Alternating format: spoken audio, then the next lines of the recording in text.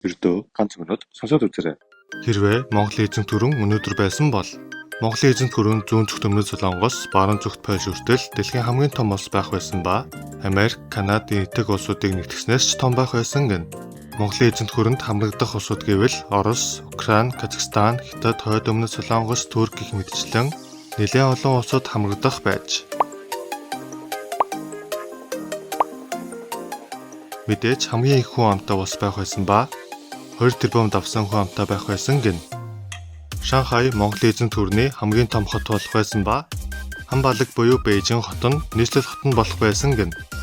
Дотоодын нийт бүтээгдэхүүн нь 23.7 тэрлион доллар буюу Америкаас их байх ба дэлхийн хамгийн баян улс байх байжээ. Цэрэг хүчний хувьд дэлхийн хамгийн том цөмийн их гүрэн байх байсан ба мөн дэлхийн хамгийн том аримтайч байх байсан гэн. Ингээд 1 минут боллоо.